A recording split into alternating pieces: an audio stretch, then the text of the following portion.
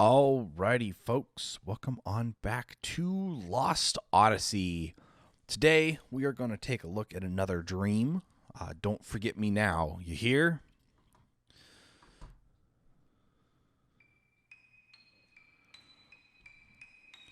Don't forget me now, you hear? Brother dear, the cry comes from behind as he wades through the post-town's crowds. At first, Khaim does not realize that the person is addressing him, and he walks on in search of lodging for the night.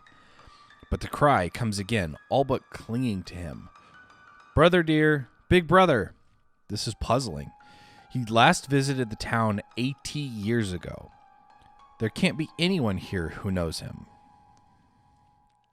Wait, big brother, don't go. His puzzlement begins to take on an eerie edge, for the voice addressing him as big brother can only belong to an old woman. Without letting his guard down, he turns slowly. Just as he thought, it is an old woman.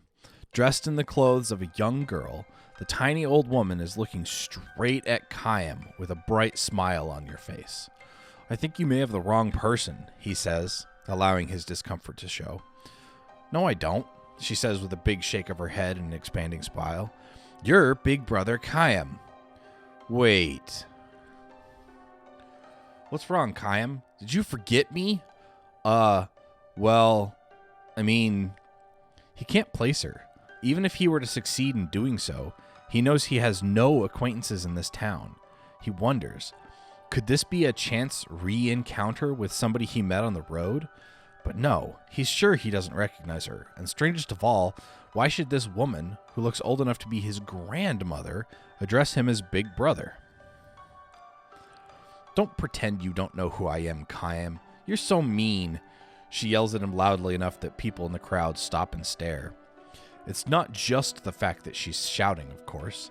People always have to shout to be heard in these crowded streets. That alone would not attract attention. The old woman's voice is different from a normal adult yell. It's like the innocent, unrestrained cry of a little girl who throws her whole body into her scream. People turn shocked expressions at the old woman and quickly avert their eyes. Their dismay is understandable. The old woman has stark white hair tied up with a colorful ribbon, and her dress has the same floral pattern and floppy sleeves as a little girl's. Many of the passerbys look at the old woman with a mix of sympathy and pity on their faces. Gradually, Khaim begins to comprehend this situation. This old woman has simply lived too long. This is why the past, locked away in her memory, has become realer to her than the reality before her eyes. A middle-aged passerby tugs on Khaim's elbow. If I were you, I would just walk away. Don't get involved with her. She'll be nothing but trouble. It's true, says the wife by his side, nodding. You're a stranger here, so you don't know, but this old woman is senile. You can ignore her. She'll forget everything in 5 minutes. They may be right, but the fact is this old woman knows Khaim's name. In the little girl part of her mind, she thinks of Khaim as her big brother. He tries probing his distant memories. He spent no more than a few days here so long ago. He got to know very few people, and there can't be any of those left who still remember him. When Khaim goes on standing before the old woman, the nosy middle-aged couple become indignant. You try to be helpful, and that's what it gets you, snorts the husband. Let them work it out themselves, adds the wife. Let's just go. Which they proceed to do. Winding up her voice for maximum shrillness, the old woman calls out to them as they walk off in a huff. Don't forget me now, you hear? In that instant, Khaim's memory makes the connection. The old woman greets his look of recognition with an expression of joy. Do you remember me now? She cries. I'm Shushu. It's me, Shushu. He does remember her, a little girl he met in this town 80 years ago. Perhaps 5 or 6 years old at the time, she was a precious little thing whose lack of shyness with strangers came from her being the daughter of an innkeeper. Somewhere along the way, she had probably picked up a phrase she heard someone using, and so whenever a guest would depart a number of days would depart after a number of days at the end, and instead of the standard goodbye or thank you, she would see the person off with a smile and a cheery, "Don't forget me now, you hear?" Only now, when he's suddenly able to see the girl beneath the wrinkles, Khaim must avert his gaze from the old woman's face. "What's wrong, big brother?" He cannot bring himself to look directly at Shushu's vacant stare. 80 years have gone by. What can they talk about when a man who never ages meets a little girl from the distant past who has aged too much? "Let me through here, please. Sorry, let me through here, please." Forcing his way through the crowd, a young man rushes up to where Shushu and Khaim are standing. "Great-grandmother, how often do I have to ask you not to go out without telling me?" After scolding the young woman, haha, he turns to Khaim with an apologetic bow. "I'm terribly sorry if she's been a bother to you. She's old and getting senile. I hope you can forgive her." Shushu herself angrily purses her lips and demands to know, "What are you talking about? I'm just playing with big brother Khaim. What's wrong with that?" She peers at the young man and asks, "Who are you?" The young man turns a sad gaze on Khaim and begins to apologize again. With a pained smile, Khaim stops him. Khaim knows that at times it can be sadder and more heartbreaking for a life to be prolonged than for it to be cut short. Sad and heartbreaking though a life may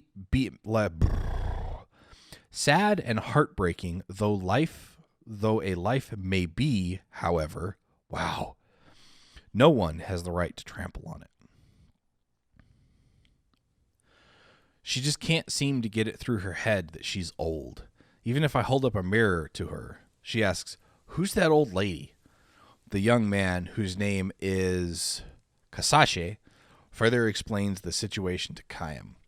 She might forget that she ate breakfast, but her memories from childhood can be clear as a bell. Khaim nods in silent understanding. I already forgot how I pronounced his name, so Kasashe and Cam sit on a bench in the town plaza, watching Shushu pick flowers. She's apparently making a floral wreath for her long-lost big brother. "But really, sir, do you have time for this? Weren't you in a hurry to get somewhere?" "No, I'm fine. Don't worry." "Thanks very much." He smiles for the first time and says, "I haven't seen her this happy in ages." The young man seems convinced that his great-grandmother has encountered in Khaim a person who resembles someone she knew as a child. Khaim allows him this. He knows that Kasashe cannot and need not imagine the existence of a person who never ages. Her health has really deteriorated lately. Whenever she runs a fever, we wonder if this is going to be the end for her, and we prepare for the worst. But then she springs right back. Sometimes we joke that her mind is so far gone, she's forgotten to die. Khaim sees the young man in profile. Kasashe has a gentle smile on his face as he speaks of his great-grandmother. No doubt, when he was little, she used to hold him and play with him. Grown up now, Kasashe watches over his great-grandmother like a parent watching his own child. He calls out to her, "That's nice, great-grandmother. I haven't seen you weave flowers together like that for a long time." Squatting in the grass with a fitful of flowers, Shushu answers, "That's not true. I made a wreath for him yesterday." Then she says to Khaim, "Isn't that right, big brother? You wore it in your hair for me, didn't you?" Khaim cups his hands around his mouth and calls back to her, "I certainly did. It smelled so nice." Shushu's face becomes a mass of joyful wrinkles. Overcome with emotion, Kasashe bows his head. Khaim asks Kasashe, "Are you the one who takes care of her?" Me and my wife Cynthia." "How about your parents, or even your grandparents? Are they still living?" Kasashe shrugs and says, "I'm the only other member of my family left alive." His grandparents both died in an epidemic 20 years ago.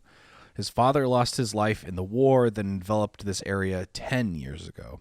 His mother, Shushu's granddaughter, aged more rapidly than her own mother, and the lamp of her life was snuffed out 5 years ago.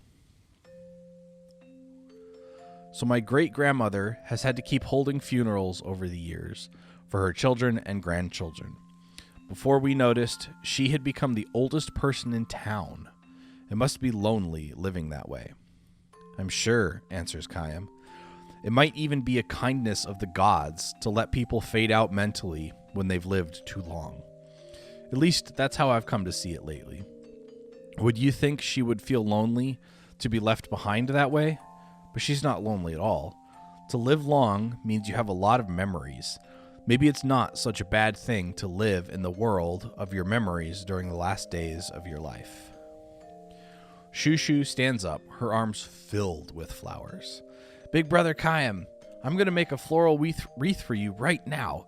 And if I have any flowers left over, I'll make one for this other person too. Kayam and Kasashe look at each other with bewildered smiles. Why are you smiling like that? Shushu asks. Are you two friends now? She opens her wrinkle-ringed eyes wide in surprise, gives the two men a joyful smile, and collapses into the grass. Kasashe starts to run for a doctor, but Kayam grabs his arm and holds him back, saying, You'd better stay with her. Ironically, Kayam, who can never truly know what it feels like to age, has been present for that very reason at countless deaths over the years. His experience tells him that Shushu will not recover this time. Shushu is lying on her back where she has fallen, an armload of flowers now spread over her chest. Her face wears a smile. Wait just a minute, big brother Kayam. I'll make a wreath for you right away.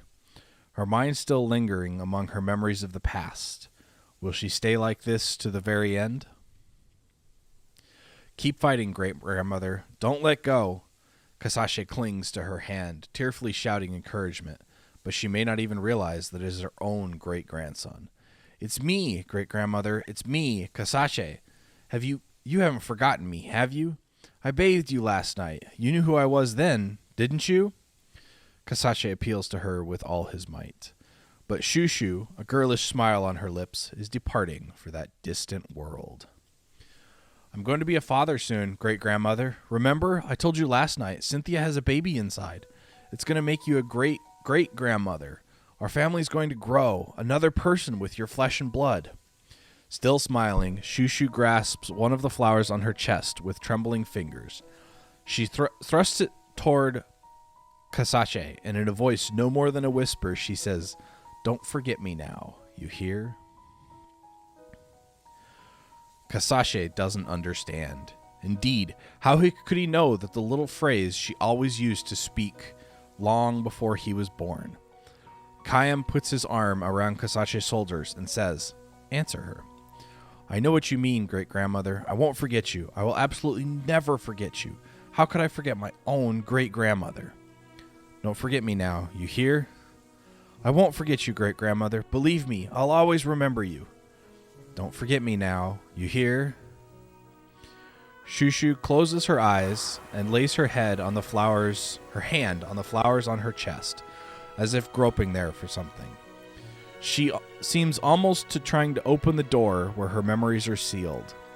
A soft breeze moves over her. The flowers adorning her chest dance in the wind along with the memories. Surely among those memories is the Kayam of 80 years ago. Kayam snatches at one of the petals dancing in the wind, enclosing it in the palm of his hand. Shushu will never open her eyes again. She is left on a journey to a world where there is no past or present. The only ones that she has left behind are Kayam, who will go on living forever, and Kasashe, who's about to welcome a new life into the world. Clinging to her corpse, Kasashe raises his tear-stained face to look at Kayam. Thank you so much, he says to Kayam the traveler. Thanks to you, my great-grandmother was so happy to be picking flowers at the very end.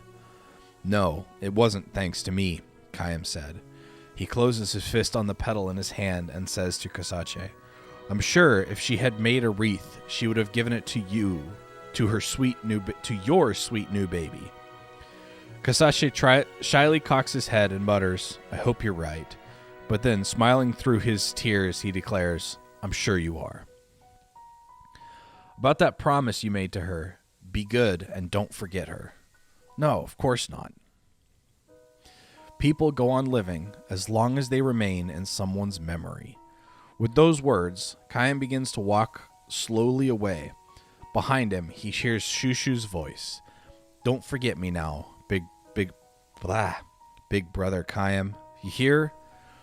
It's the voice of the little girl from 80 years ago, ringing ever clear, sweet and innocent, declaring farewell to the man who will travel life forever.